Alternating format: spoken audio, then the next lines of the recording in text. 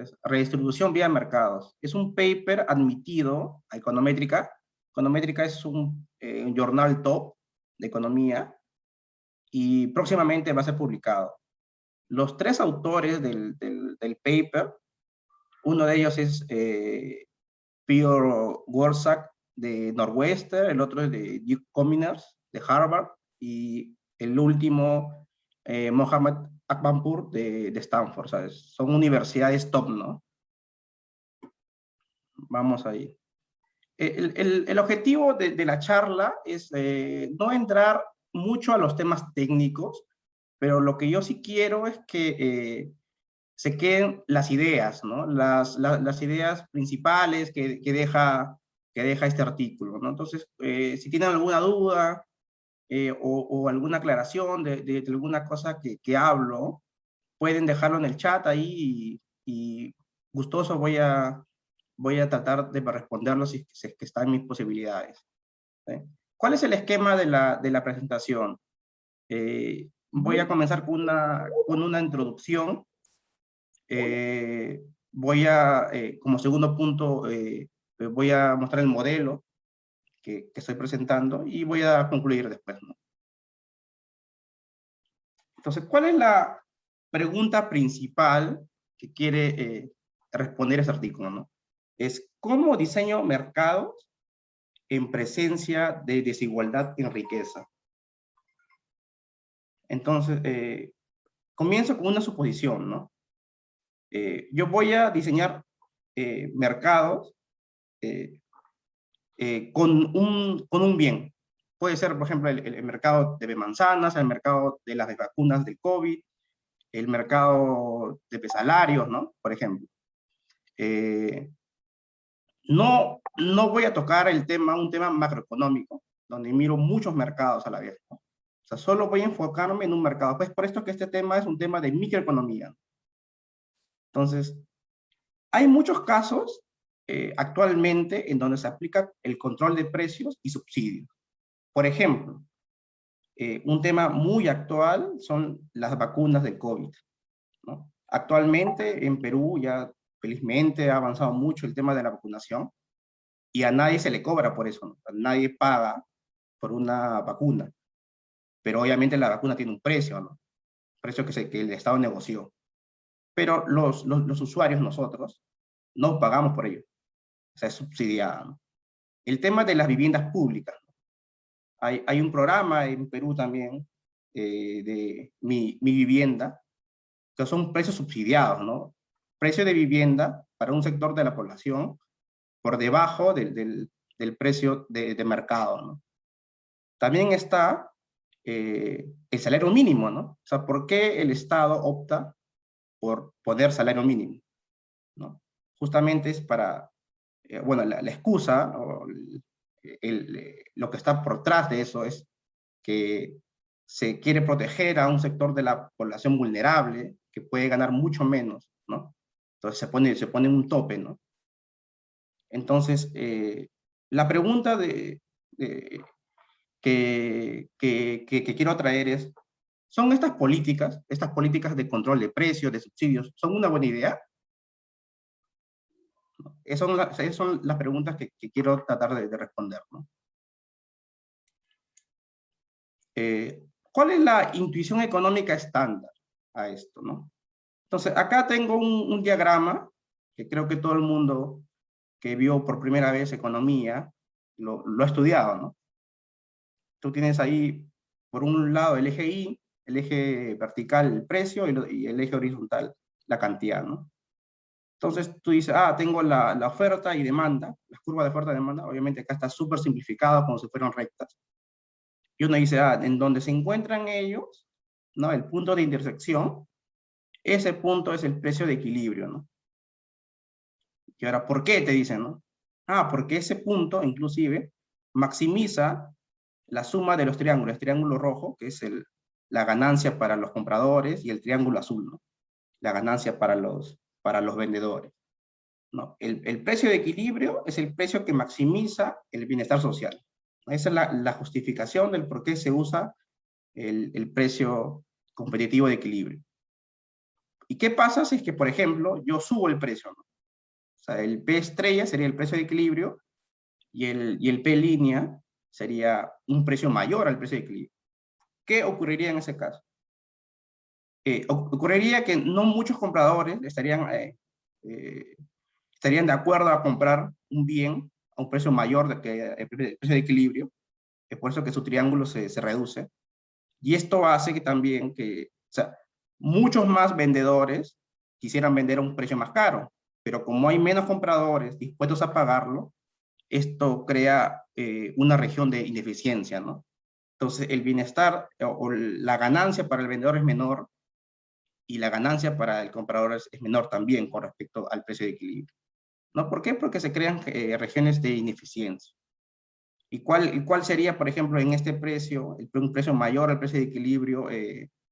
El bienestar social sería la suma del triángulo rojo y el triángulo azul, que es menor al anterior, ¿verdad? O sea, el precio de equilibrio aquí maximiza, ¿no? Esa es la justificativa tradicional que se da de por qué se debe elegir el precio competitivo de equilibrio, ¿no? Entonces está lo que mencionaba Adam Smith, ¿no?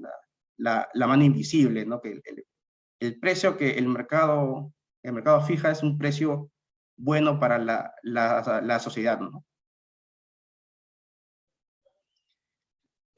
Ahora vamos a estudiar qué pasa con o sea, en presencia de desigualdades, ¿no? Acá tenemos unas desigualdades entre compradores y vendedores. Eh, G sería la curva de la distribución acumulada de los vendedores y F es la distribución acumulada de los compradores, ¿no?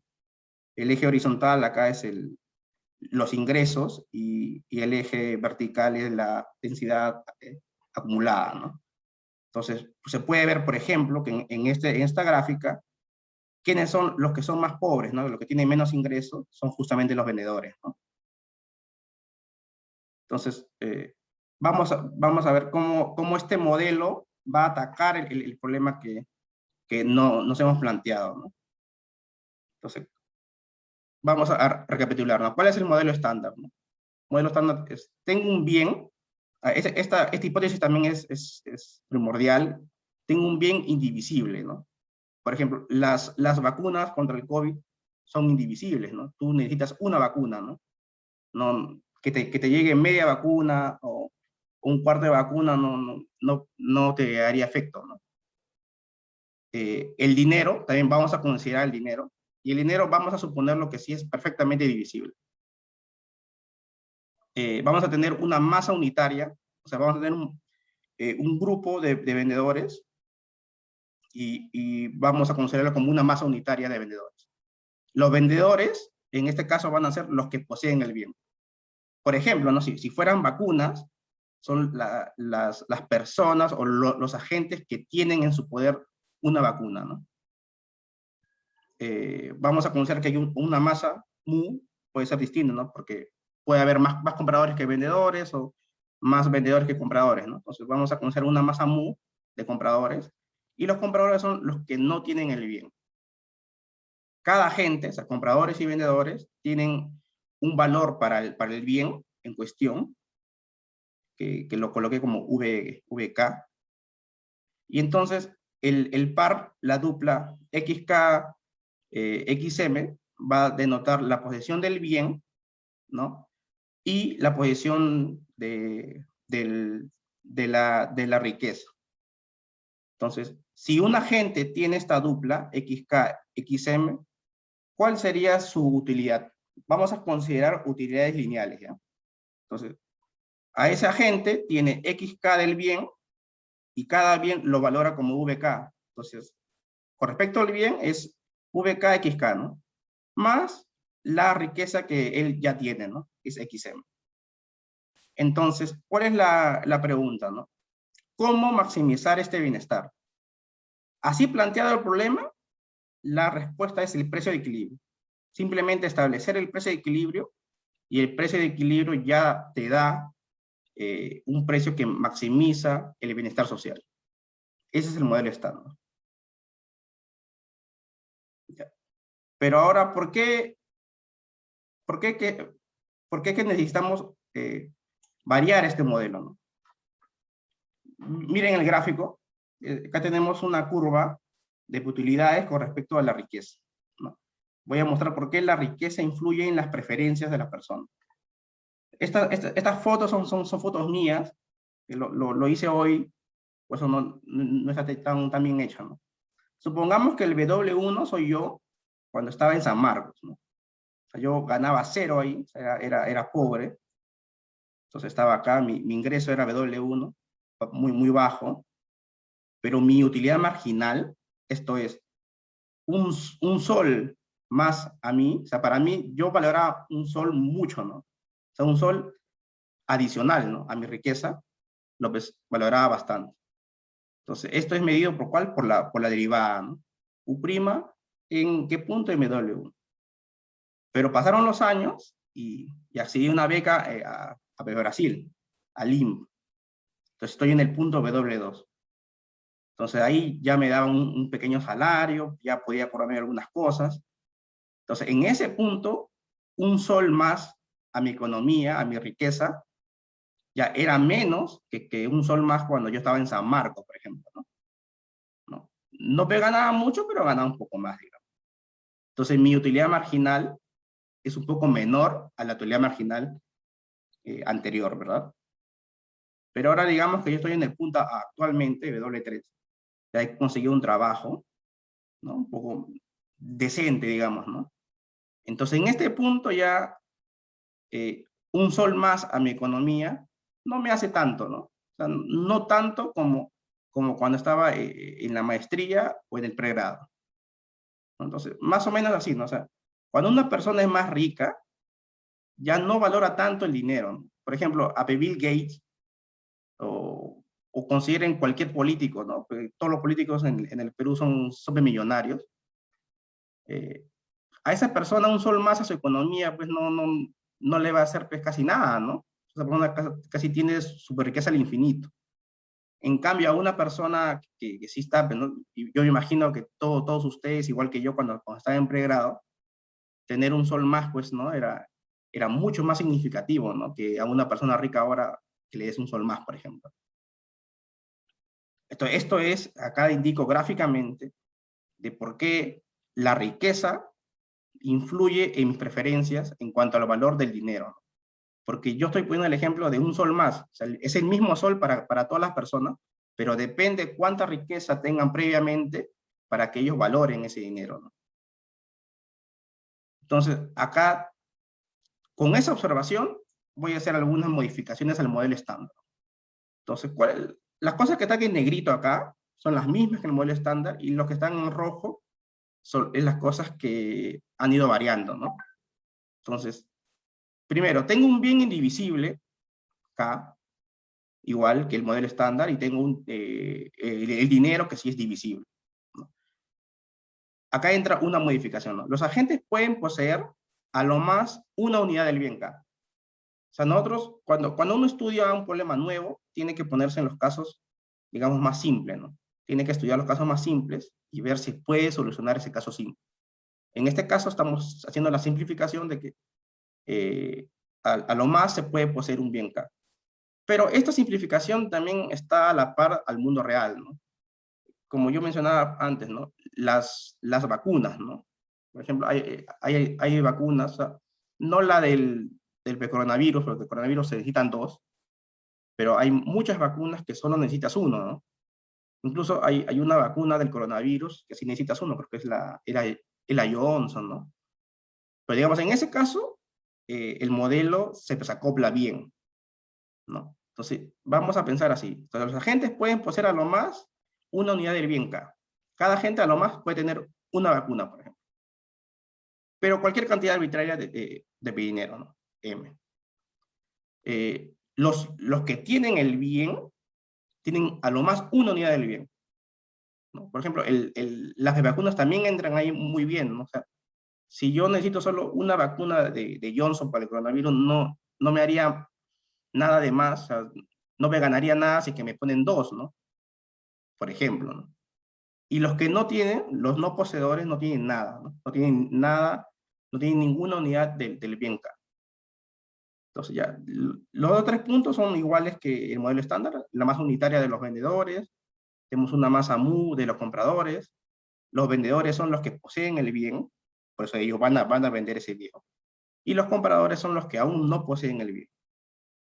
Cada agente tiene una valoración BK para el bien, y tiene una valoración BM para el dinero. Ahora, ¿por qué incluyo esto acá? Porque ahora sí va a ser necesario esta valorización, ¿no? Sí va a entrar en juego, ¿no? Lo que, bueno, supongamos que un agente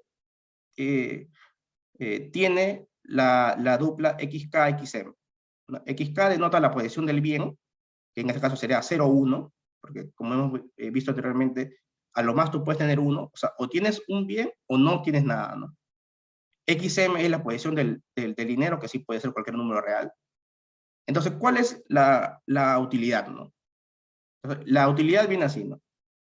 En el primer sumando es lo mismo que el anterior. O sea, la cantidad que yo tengo del bien XK, por cuánto yo lo valoro, ¿no?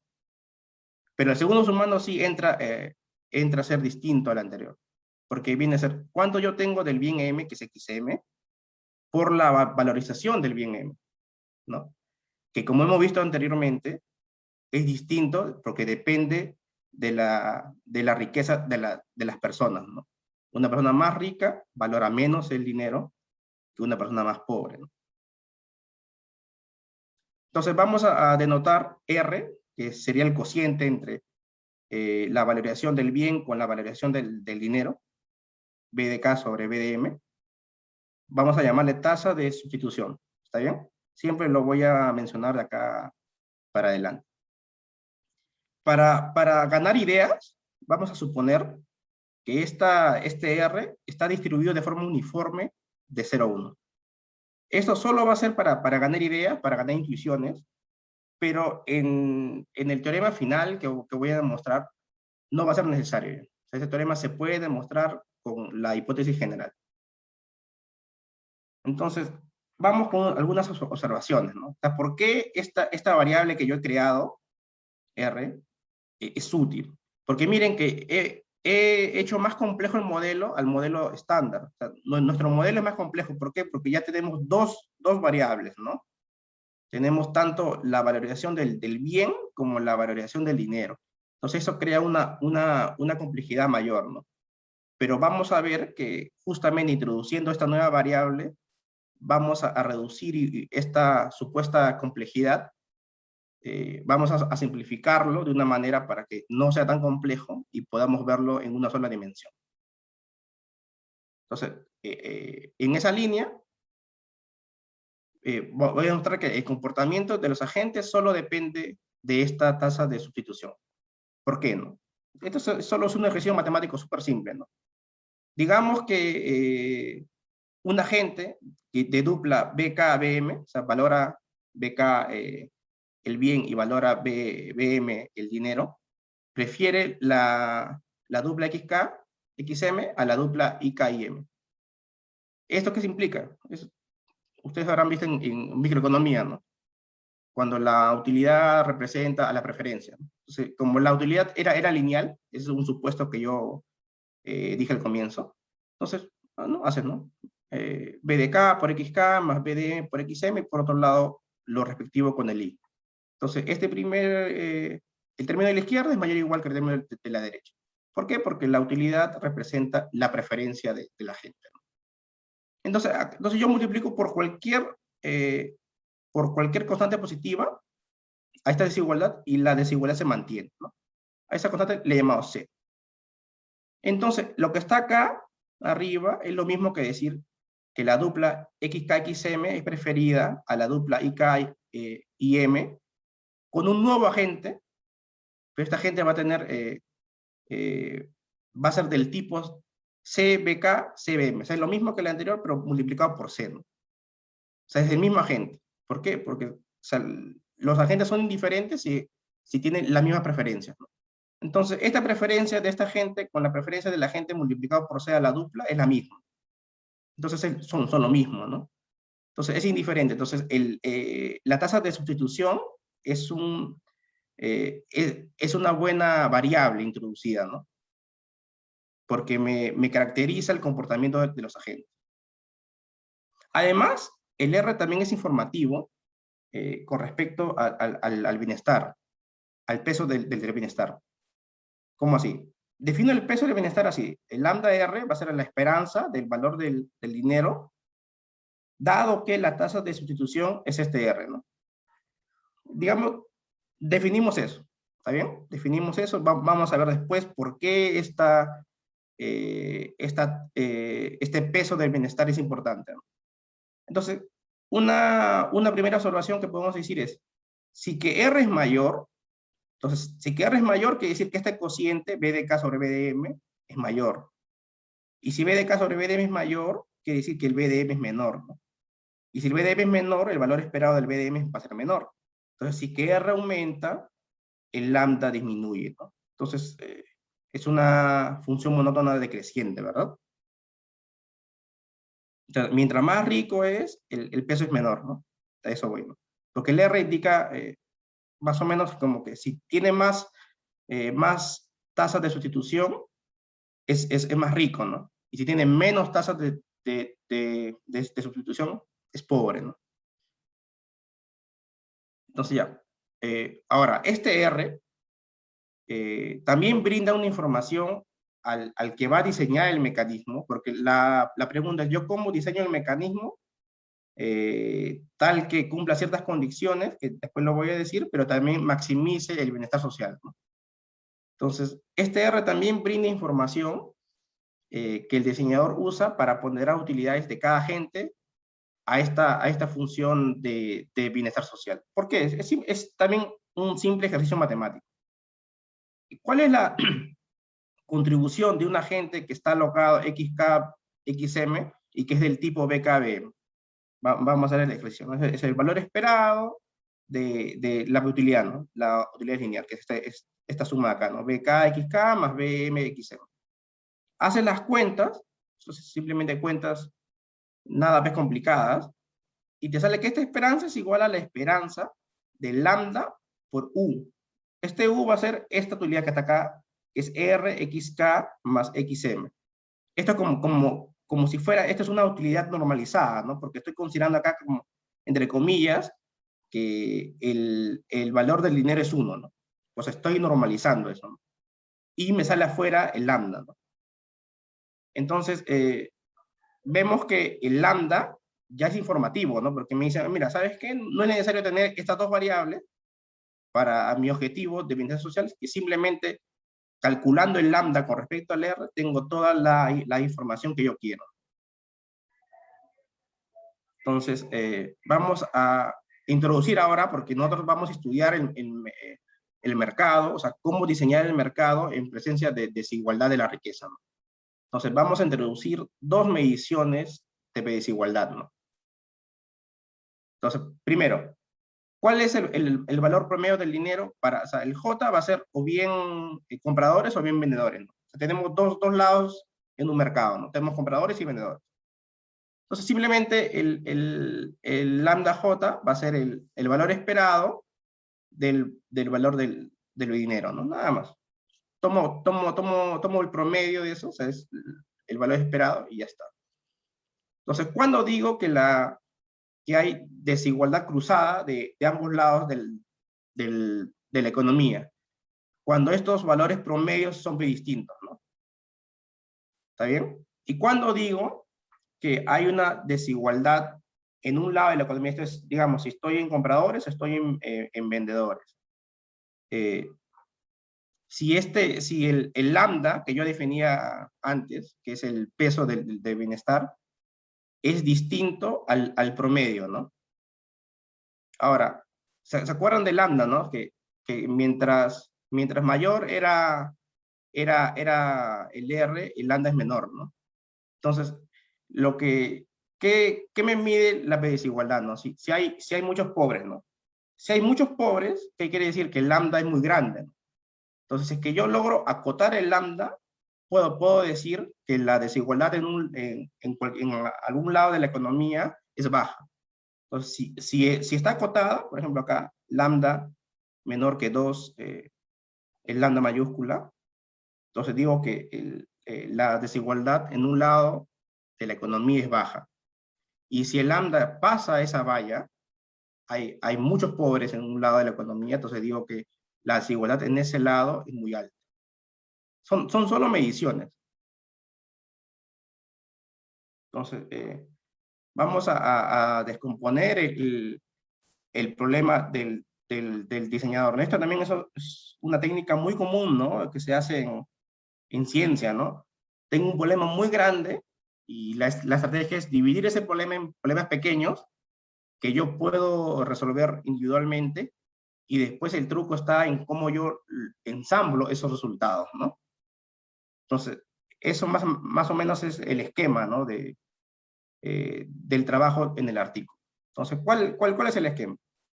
Vamos a resolver el problema de cómo diseñar este mercado en 3 pasos. Vamos a fijar, primero vamos a considerar variables exógenas. ¿Qué es Q?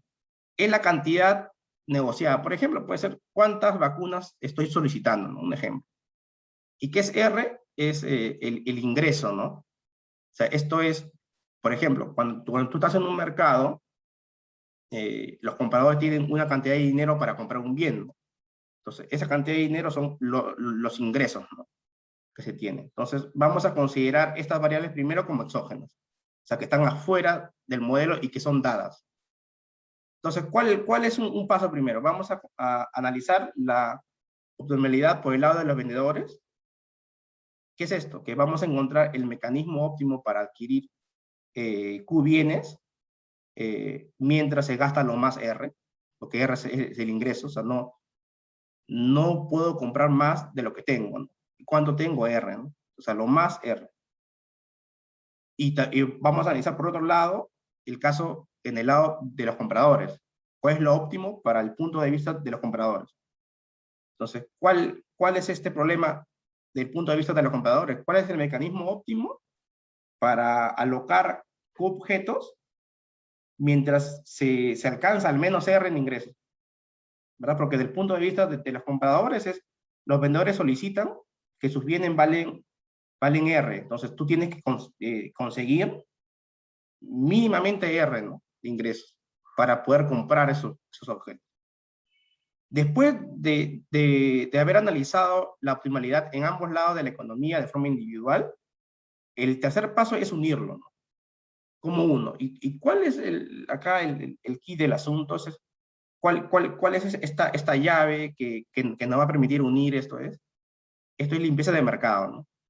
Es algo muy usado en microeconomía y que tiene mucho sentido, ¿no? Si los compradores solicitan Q, los vendedores tienen que venderte Q, ¿no? O sea, market clearing, ¿no? Lo que pasa en los mercados, ¿no? O sea, se establece un precio, por ejemplo, cuando uno ve equilibrio, el precio es establecido tal que el mercado está limpio, ¿no? Lo solicitado por los compradores ha sido producido por los vendedores. Entonces, vamos a analizar, entonces, ya tenemos claro el esquema, que es dividir el problema por ambos lados, tanto compradores como vendedores, y luego vamos a unirlo, ¿no? Entonces, vamos a analizar primero mecanismos bien sencillos. Entonces, porque debemos tener en cuenta que estamos analizando la posibilidad si el control de precios, que con el control de precios se puede alcanzar el óptimo, ¿no? Entonces, primero pensemos en mecanismos de un solo precio, ¿no? Para ambos lados de la economía. Entonces, vamos a permitir que el diseñador escoja un precio para vendedores o compradores, ¿verdad? Porque estamos separando primero la economía por cada lado. Un precio determina, obviamente, si yo establezco un precio, ese precio me determina la oferta y la demanda, ¿no? Si existe un exceso de oferta y demanda, es decir, que hay un excedente, los posibles negociadores, digamos, si hay más compradores que quieren comprar, lo que yo hago es sortearlos, ¿no? no que todos puedan acceder al bien, pero lo que se hace es sortear de forma aleatoria los compradores que pueden acceder al bien. Eso se llama racionar, ¿no? O sea, pues hacemos un sorteo simplemente. Por ejemplo, si tenemos 3 bienes y hay 5 posibles compradores, entonces no puedes satisfacer esa necesidad. Entonces lo que haces es sortear entre los 5 y escoges 3. A eso me refiero con racionar. Igual del lado de los vendedores, ¿no? Ahora, ¿por qué se escoge racionar y no digamos, vender al producto a la persona que te ofrece más dinero? Porque estamos acá, esto refleja que el diseñador, la persona que quiere diseñar el mecanismo óptimo, no puede observar el valor privado de los negociadores. Por ejemplo, ¿no? Si pensamos el tema de las vacunas, obviamente lo óptimo sería, o el tema de los bonos, yo creo que el tema de los bonos es más claro. Cuando se quiso dar bonos a la gente, acá en Perú, obviamente lo óptimo sería dar bono a las personas más pobres, ¿no? Pero el Estado tiene la incapacidad de ver individualmente cuándo es el ingreso real de cada persona, ¿no? Porque si el Estado tuviera eh, esa información, pues lo pediría de forma directa, ¿no? Lamentablemente, eso ocurre muy habitualmente, ¿no? Entonces, esas son suposiciones que pasan en la realidad, ¿no? Entonces, a veces uno no tiene tanta información. Es por eso que se raciona de forma uniforme y de forma aleatoria. Otro punto es que el precio puede ser escogido de tal manera que el diseñador no necesite subsidiar el mecanismo. Claro, esto es lo que pueden pagar los compradores, tiene que ser al menos mayor o igual a lo que los vendedores quieren, ¿no? Porque de otra forma va a ser necesario que alguien intervenga y subsidie el mecanismo, ¿no? Que no se quiere que el mecanismo funcione por sí solo. Eh, por ejemplo, no sé, a ver, piensen, la vacuna vale 100 soles y las personas, una persona que quiere comprarlo solo tiene 80 soles. Para que esa negociación sea posible, alguien tiene que poner 20 soles ahí en ese negocio para que se dé esa transacción. Y eso no se quiere que el mecanismo funcione solo, ¿no? Otro punto es que si hay un exceso de dinero, el excedente es redistribuido, ¿no? Este es el caso contrario al anterior, ¿no? Es decir, si se requiere 100 soles y se tiene 200 soles, entonces hay un excedente, ¿no? Entonces ese excedente se va a redistribuir de forma global, ¿no? ¿A qué me refiero esto? Que digamos que si se decide redistribuirlo a un lado de la economía, esto es compradores o vendedores, se le da a todos de forma uniforme. ¿Por qué? Porque justamente eso también, nuevamente, el diseñador no puede observar el valor privado, ¿no?, de los agentes. A eso me refiero cuando digo redistribuir de manera global, ¿no? Esto en la literatura le llaman el copter money, ¿no? O sea, no sé si ustedes han visto esas películas americanas en donde unos ladrones, ¿no?, se van en helicóptero y quieren deshacerse del dinero, y lo que hacen es aventar el dinero a la gente, ¿no?, del helicóptero. Entonces digamos que está pues, distribuyendo el dinero de forma equitativa, ¿no? Algo de eso viene, ¿no?, con esto acá, ¿no? Es decir, que si sobra dinero en el mecanismo, se escoge o bien compradores y vendedores y se le da a todo el mundo por igual. Eso, a eso me refiero cuando digo distribuido de manera global. Eh, Seguimos con el mecanismo de un solo precio, ¿no? Entonces, ¿qué me refiero con un mecanismo competitivo en cada lado de la economía? Por ejemplo, ¿no? Si yo tengo una cantidad fija Q, ¿no? Una cantidad fija de bienes que quiero, entonces, para los vendedores, ¿no?, es ese, ¿no? Ese de la palabra en inglés seller, ¿no? Para los vendedores, ¿qué sería? ¿Quiénes están dispuestos a vender, ¿no? Si que yo tengo un precio. Si que yo fuera vendedor, yo estoy dispuesto a vender si es que mi valor privado es menor a ese precio, ¿no? ¿Por qué? Porque tengo pues, ganancia, ¿no? Entonces, ¿cuánta gente está dispuesta a vender dado un precio? Toda la gente que tiene valor menor a eso, ¿no? Entonces, eso justamente es la distribución acumulada, ¿no? El GDS es la distribución acumulada de R para los vendedores y el GDB es la distribución acumulada de R, que es la tasa de sustitución para los vendedores. S de seller y B de buyer, ¿no? Entonces, igual, ¿no? Tengo un precio, ¿cuántos vendedores están dispuestos a vender a ese precio? Todos los que tienen valor menor a ese precio, ¿no? Valor del bien a ese precio.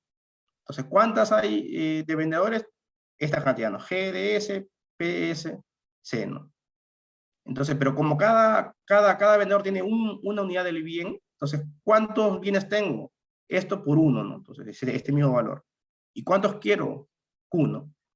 Entonces, justamente ese es el precio competitivo, ¿no? O sea, acá no obligo a nadie, o sea, establezco ese precio, existe, le llamo así, le pongo el C arriba para tener en claro que es el precio competitivo y todo el mundo contento por el lado de los vendedores. Y por el lado de los compradores es un poco similar el razonamiento, ¿no? Pero digamos, si yo tengo un precio, eh, ¿cuántos compradores están dispuestos a comprar ese precio? Son los compradores que evalúan el bien más que ese precio, ¿no? Entonces, hace las cuentas, te queda esta de acá, ¿no? Entonces, ¿cuál es el precio competitivo? Esta ecuación, tal que cumple esta ecuación que está del otro lado. El mu está porque, acuérdense que el mu es la cantidad de masa de los compradores, ¿no? Entonces, a ver, ¿y cuál es el mecanismo con precio de equilibrio competitivo, ¿no? Entonces, justamente los que unen estos dos lados de la economía, ¿no? Entonces, ¿cuál es el precio de equilibrio? Tal que se cumple esos dos lados, ¿no? O sea, que estas cantidades son iguales, ¿no? Entonces, vamos a suponer que esta ecuación, que lo cumple el P superíndice CE, que es el precio competitivo de equilibrio, tiene una única solución, ¿no? O sea, esto es que yo a este mercado lo que dejo ahí, lo dejo al libre mercado, se establece un precio, ¿no? Digamos, si yo pongo las de vacunas al mercado y el mercado hace su magia y va a pasar un día y va a haber un precio para el bien, ¿no? Entonces, ¿cuál es el precio óptimo para el lado de vendedor, ¿no? Esto es lo que uno quiere, ¿no? Vamos a analizar para cada lado de la economía, ¿no? Para el lado de los vendedores. Queremos encontrar un mecanismo óptimo para que el diseñador adquiera Q objetos mientras gasta a lo más R. Esto ya lo hemos analizado antes. Tenemos esta ecuación. ¿Cuál es el GS-1Q? Este es el precio competitivo, ¿no? Entonces, el precio competitivo por Q, es decir, cuánto yo gasto, ¿no?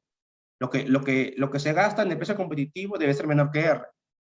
Claro, ¿no? Porque justamente esa es condición, ¿no? Porque de no darse esto, nunca se va a alcanzar la cantidad requerida.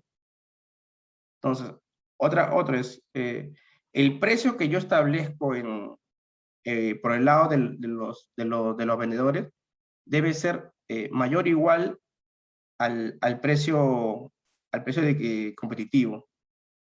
Porque de otro modo, no van a haber suficientes vendedores, ¿no? O sea, es decir, que si yo establezco un precio menor al competitivo, los vendedores no van a pues, querer vender, ¿no? O sea, no va a haber suficientes vendedores para pues, alcanzar la cantidad Q de objetos, ¿no? De bienes. Otro punto, ¿no? El diseñador puede escoger un precio mayor O sea, diga, si este precio es estrictamente mayor al precio competitivo, yo establezco eso, van a haber más compradores, disculpa, más vendedores que me quieren vender. Entonces yo tengo que escoger entre ellos la cantidad requerida, ¿no? Entonces tengo que racionar, ¿no? Claro, ahora, ¿cuál es la contribución? Digamos que ya yo establezco este precio, que puede ser distinto al precio competitivo, pero en sí debe ser mayor o igual, ¿no? ¿Cuál es la contribución de cada agente al bienestar social? Mire, si es que yo compro disculpa, si es que yo vendo a PDS, entonces yo pierdo el bien, pues, ¿no? Pues ya vendí, pero recibo PDS. O sea, cuando tengo PDS menos R, ¿no? ¿Verdad? El lambda de SDR es el peso, ¿se acuerdan que hemos calculado antes? El peso que pondera a la función de bienestar social, del punto de vista del diseñador. ¿Y cuál es este primer término, que es Q sobre GDSPS? Es la probabilidad de que yo efectivamente pueda vender el objeto, ¿no? Porque por más que yo quiera vender un objeto, obviamente voy a querer vender un precio mayor al precio competitivo, porque soy vendedor, pero voy a entrar a un sorteo, ¿no? Voy a ser racionado, ¿no? No todos los vendedores, no toda la gente que quiera vender ese precio va a poder vender en sí. Entonces, ¿cuál es la probabilidad de que efectivamente se venda su objeto? Este P cociente, ¿no? Entonces, esta es la contribución que tiene un vendedor que vende el objeto al precio PDS. Uh-huh. Entonces, con este precio y comprando unidades, ¿cuánto cuesta entonces en total? Es PDSQ, ¿no? Si este costo es estrictamente menor que R, entonces va a haber un excedente, ¿verdad? Porque tengo más plata de lo que es requerido. Este excedente puede ser redistribuido como suma global para todos los vendedores. Esto es, lo que sobra le doy a todos los vendedores de forma uniforme. Como que si que me fuera un helicóptero y estoy en donde viven los vendedores y tiro el dinero, ¿no? Dado que los vendedores comparten el pago de la suma global de forma equitativa, ¿cuál va a ser esta contribución, ¿no? Social marginal para la función de bienestar social desde el punto de vista del diseñador, ¿no?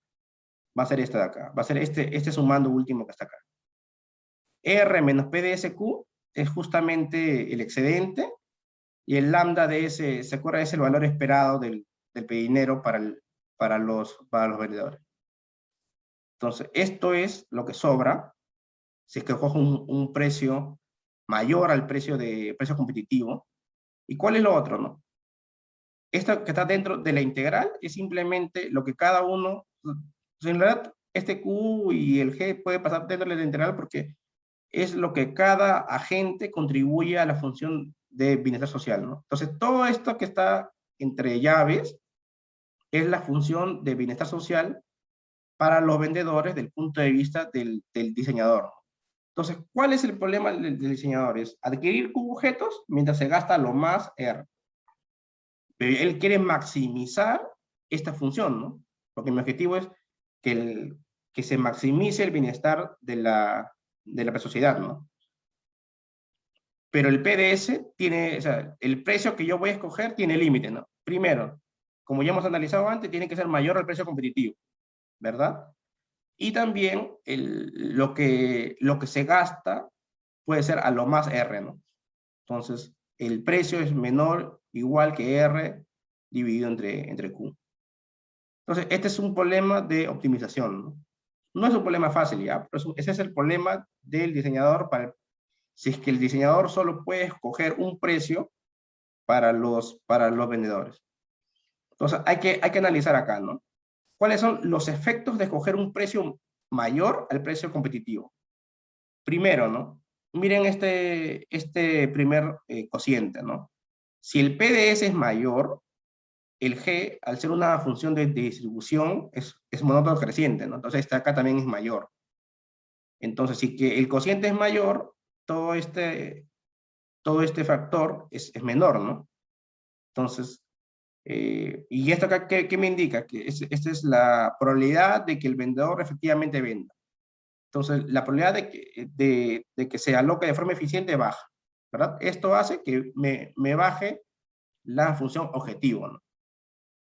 Esto de acá, por otro lado, este sumando, ER menos PDSQ, es lo que sobra, ¿no? El excedente, ¿no? Si el PDS es mayor, este sumando también es menor, pues, ¿no? Entonces, eso tampoco me conviene a fin de maximizar esta función objetivo. Como último punto, y acá es lo bueno, ¿no? ¿Qué tal si el PDS es mayor? Entonces, este sumando que está dentro de la integral sí sube, ¿no? Sí es mayor. Entonces, de los tres pesos analizados, solo el último sube si yo escojo un precio mayor, ¿no? Mayor al precio competitivo. Entonces, este problema tiene la siguiente solución, ¿no? Que lo pongo en forma de proposición. Cuando la desigualdad por el lado de los vendedores es baja, entonces no hay mucha desigualdad en la riqueza, entonces establecer el precio competitivo es óptimo. O sea, si es que yo establezco un precio mayor, no es óptimo. Es óptimo establecer el precio competitivo, que el mercado se autorregule. Pero si la desigualdad en la riqueza por el lado de los vendedores es alta, o sea, hay muchos pobres, y la cantidad es pequeña, racionar, o sea, establecer un precio estrictamente mayor al precio competitivo, es óptimo. Entonces, acá está ya, ese es en este punto ya tenemos una proposición, por ejemplo, que contradice la idea clásica liberal, ¿no? de Adam Smith, que te dice que el mercado se autorregula y ese precio establecido por el mercado es óptimo, ¿no? Entonces, ahora, hay que ver por qué lo que dice esta proposición tiene sentido, ¿no? Obviamente, esta proposición tiene prueba matemática rigurosa, pero no me tiene ningún sentido mencionar eso. Pero ¿cuál es el key asunto? Como hemos visto antes, el último punto es el único que es favorable a la hora de maximizar esta función objetivo, ¿no? Entonces, ¿cuál es la idea? Que esto de acá sea mucho más beneficioso que los otros dos, ¿no? Porque si los otros dos pesos son mayores que este de acá, entonces no me va a hacer ninguna ayuda establecer un precio estrictamente mayor al competitivo, ¿no? Entonces, pero ¿cuándo eso ocurre? Mira, si la desigualdad es grande, ¿qué quiere decir? Que los pesos, o sea, si hay mucha gente muy pobre, ¿qué quiere decir? Que el lambda es muy grande, ¿no? ¿Verdad? Entonces, este de acá crece, ¿no? Y también otro punto a favor es que cuando yo establezco un precio para el lado de los vendedores, ¿quiénes están dispuestos a negociar? Los que tienen valor, los que evalúan ese objeto menor a ese precio, ¿verdad? Y justamente esos son la gente más pobre, ¿no? Es igual, cuando tú vas a cualquier mercado, digamos, tú dices, no sé, quiero comprar a 5 soles el precio del pollo, y cuáles son los vendedores que te van a vender ese precio, son justamente los que evalúan el precio del pollo menor a 5 soles, ¿no? Porque si no, si es que a un vendedor le ha costado 6 soles el kilo de pollo, nunca te va a vender a 5 soles, ¿no? Pero esa persona que evalúa muy poco el valor, pues justamente las personas pobres, ¿no? Y es justamente esta identificación que me ayuda a incrementar la desigualdad, ¿no? Porque esta acá simplemente es incrementar la desigualdad entre los vendedores, ¿no? ¿Por qué? Porque, por ejemplo, acá damos un mayor peso a los pobres, ¿no? A las personas que tienen menos riqueza, y además si es que hay un excedente, damos pues, dinero a la gente, ¿no? Entonces, a ver, ahora hay que analizar lo mismo, o sea, el mismo análisis que hice para los vendedores se hace para los compradores. Entonces, ¿cuál es el problema por el lado de comprador si quiero establecer un único precio? Entonces, ¿cómo alocar Q objetos teniendo ingresos a lo más de R, ¿no? Entonces, la función objetivo es esta función de acá, ¿no? Que es el mismo análisis. El segundo sumando es el sumando de si es que hay un exceso, ¿no? de ingresos. Este cociente es si es que yo tengo que racionar, ¿no? Si cojo un precio menor, por el lado del comprador es lo contrario a los vendedores, ¿no? Yo como comprador quiero comprar más de barato, ¿no? Entonces, a mí, si es que tengo un precio competitivo, que si es el mercado se autorregula, pero si yo establezco un precio menor de competitivo, van a haber más compradores que quieran comprar, ¿no? Porque está más de barato el bien. Entonces, como van a haber más compradores dispuestos a comprar, tengo que racionar, porque no hay suficiente cantidad de objetos, ¿no? Porque la cantidad de objetos es fija. Entonces tengo que racionar, ¿no? Y lo mismo, ¿no? Entonces, este primer sumando lo que me da es la contribución a la función de bienestar social de cada comprador para el punto de vista del diseñador, ¿no? Entonces, igual, hago el mismo análisis. ¿Me conviene establecer un precio menor al competitivo? Entonces, claro, si es menor, este cociente decrece. Entonces, este primer punto no me conviene. Segundo, la transferencia, ¿no? Si el PDB es menor, entonces esta sumando baja, ¿no? Es menor. No me conviene porque yo quiero maximizar, ¿no? Lo último, lo que está acá en el medio, dentro de la integral. Si el PDB es menor, sí hace que esto acá crezca, ¿no? Entonces, el único punto que me conviene es esto de acá, ¿no? El medio, que es prácticamente lo mismo que hemos visto antes. Pero ahora hay que analizar, ¿no? ¿Será que me conviene establecer un precio menor al precio competitivo para el punto o para el lado de los compradores? La respuesta es no. Y ahora, ¿por qué? Porque a diferencia del lado de los vendedores, los que quieren comprar un objeto, o sea, si yo establezco un precio y la gente que quiere comprar su objeto, me identifica en realidad a la gente más rica, no me identifica a la gente más pobre. Entonces, y como la gente más rica tiene el peso del bienestar, o sea, este lambda menor, entonces no va a ser que este factor sea, o este peso sea mayor que la suma de los otros dos, ¿no? Entonces, ahí tenemos una diferencia por respecto, ¿no? Y es verdad, ¿no? Porque por el punto de vista de los compradores, ¿no? Por ejemplo, ¿quién quiere comprar, no sé, una vez vacuna del coronavirus, no sé, a 100 soles? La gente que me valora el precio de la vacuna mayor a 100 soles, ¿no? Y quien tiene esa capacidad, ¿no? Y quien tiene la capacidad de comprar a un precio mayor son la gente más rica, ¿no? Entonces, a diferencia que el mismo análisis haciendo para los vendedores, te identifica a la gente más pobre, para el punto de vista del comprador, el mismo análisis, el precio competitivo o el precio para negociar, te identifica a la gente más rica. Entonces, esto hace que cuando hagamos el análisis para el problema del diseñador, para el lado del comprador, no obtengamos una respuesta como en el lado de los vendedores. Entonces, a ver, tú dices, bueno, ya hemos analizado con un precio, ¿no?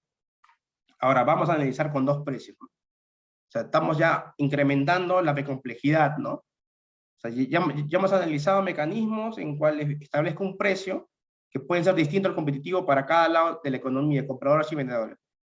Pero uno dice, bueno, ¿qué tal dos precios, no? Oye, con un precio ya hice el análisis. Vamos a ver dos precios, ¿no?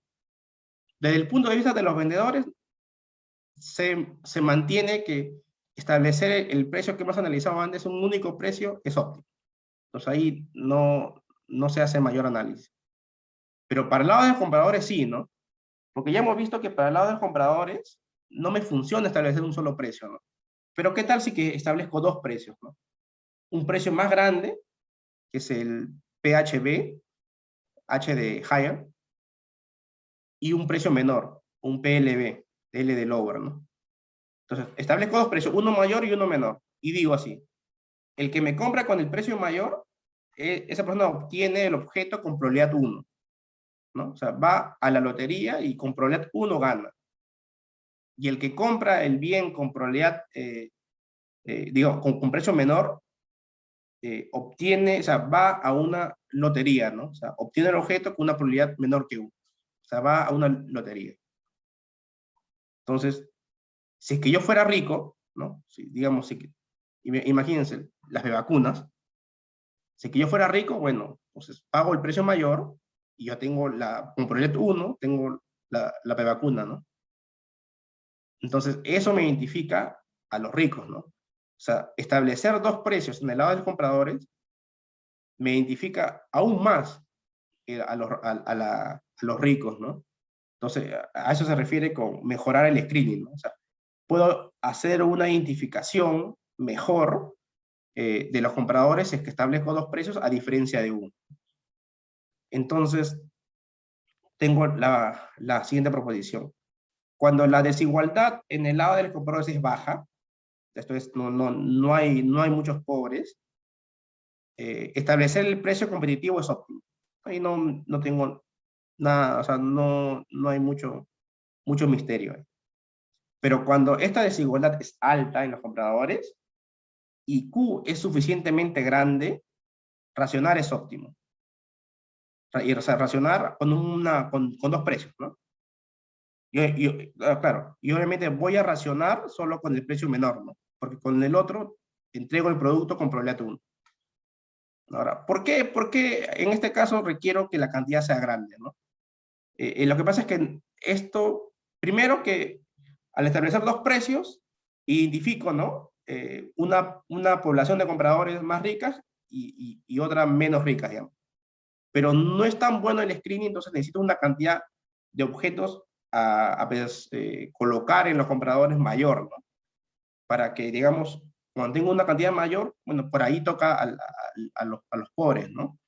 A diferencia de los vendedores, ¿no? Como ya tengo totalmente identificado quiénes son los pobres, por el lado de los vendedores, requiero que la cantidad sea pequeña porque ya lo tengo focalizada, ¿no? Acá simplemente estoy poniendo, o sea, vamos a unir ahora ambos lados, ¿no? Acá simplemente estoy poniendo lo que hemos hallado, ¿no? Que por el lado de los vendedores y por el lado de los compradores, ¿no?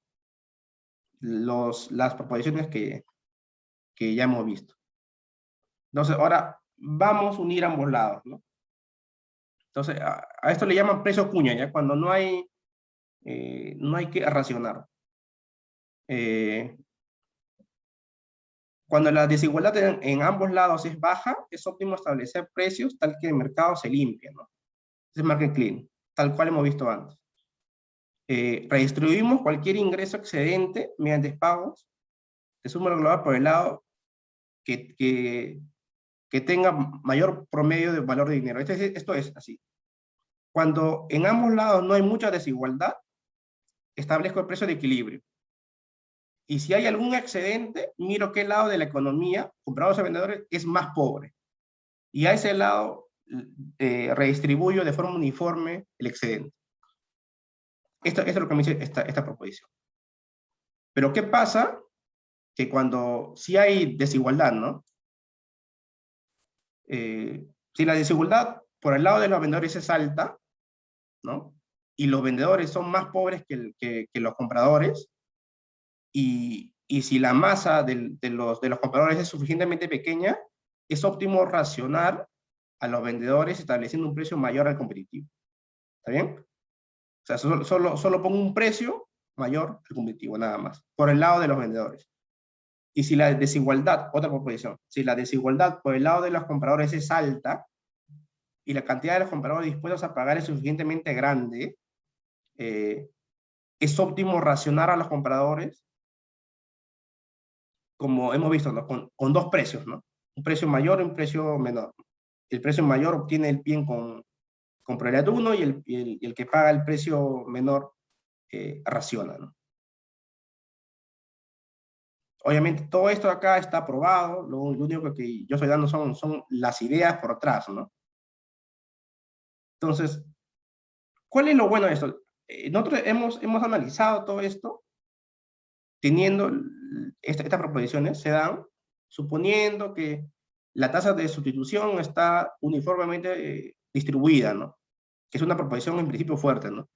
Lo bueno de esto es que se puede generalizar para cualquier distribución, ¿no? O sea, yo tengo cualquier dupla, o sea, mis valorizaciones para el bien y para el dinero está distribuido de una forma general. Entonces, si buscamos maximizar el bienestar, pero vamos a tener condiciones, ¿no? Con compatibilidad de incentivos, racionalidad individual, limpieza de mercado y presupuesto balanceado. Déjame explicarlo bien rápido esto. ¿Qué es compatibilidad de incentivo? Es que una persona va al mecanismo y no miente, ¿no? O sea, es decir, si es que yo valoro 10 soles, bueno, 100 soles una vez vacuna, y pues soy rico, yo voy al mecanismo y digo que yo valoro 100 soles una vacuna y soy rico, ¿no? Porque lo que puede pasar es que la gente mienta, ¿no? Diga, no, soy pobre, porque pienso que diciendo que soy pobre, puedo acceder al bien, ¿no? No, yo debo diseñar un mecanismo tal que eso no ocurra, que la gente diga la verdad. ¿Qué es racionalidad individual? Racionalidad individual quiere decir que una persona no puede ser obligada a participar del mecanismo. Esto es, en esperado, yo voy a tener un beneficio si que yo entro al mecanismo. O sea, no voy a perder dinero si es que yo entro al mecanismo. O sea, nadie me obliga a participar del mecanismo. La limpieza de mercado es lo requerido por los compradores y lo fabricado por los vendedores, lo que tienen los vendedores es lo mismo, ¿no?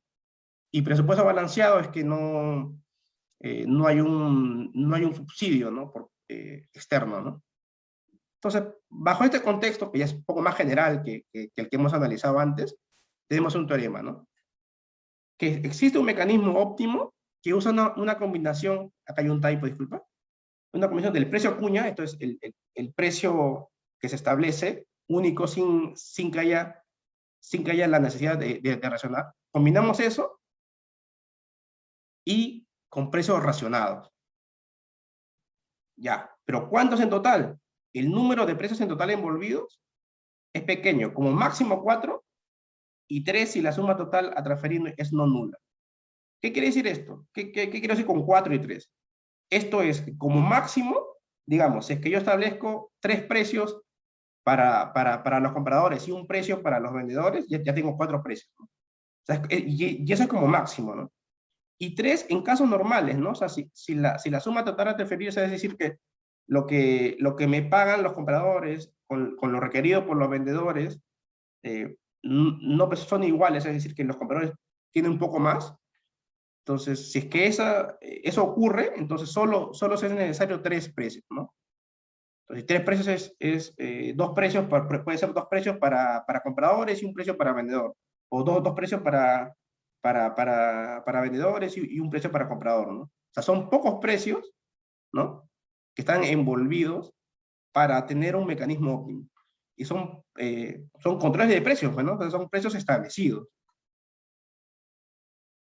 Este es el tema principal, ¿no? Vamos a dar una conclusión para terminar esto, ¿no? Entonces acá tengo el esquema de lo que yo he venido, esto es un resumen.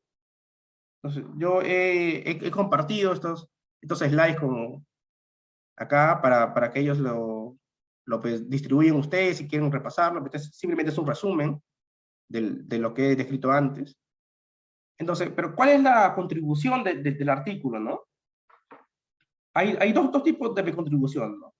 Una conceptual y otra técnica, ¿no? La técnica no he ido mucho en detalle, pero vamos en la conceptual. ¿Cuál es la contribución conceptual de este artículo? Primero, que el equilibrio competitivo no es necesariamente óptimo. Que no es óptimo en presencia de desigualdad, ¿no? Eso lo hemos analizado.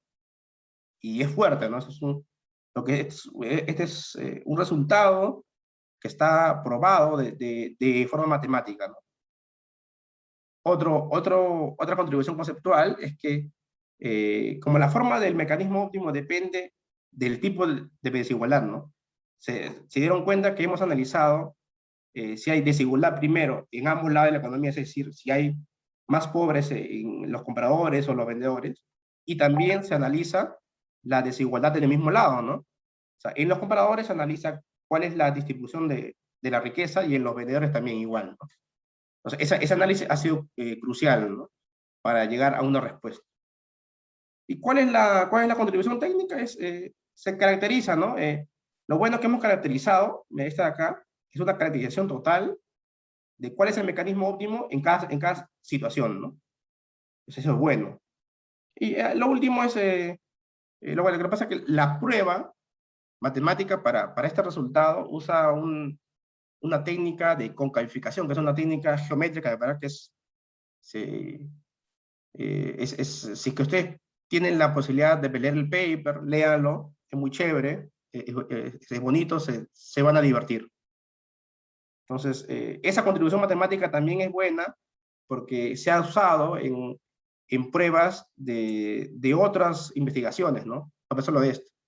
Solo para terminar, este paper fue usado yo lo vi un profesor de Auckland, en Australia, justamente hace meses atrás, ¿no? ¿Se acuerdan que hace meses atrás estaba viendo el tema de los respiradores, de los hospitales, ¿no? Que no había suficientes respiradores para la gente. Entonces, este profesor de economía de Australia hizo un análisis basándose en ese artículo, ¿no? Para llegar a ciertos resultados, ¿no? Muy prácticos, ¿no? Y nada, espero que les haya gustado. No sé si tienen alguna duda, ahí si me puedo ir responderlo. Gracias.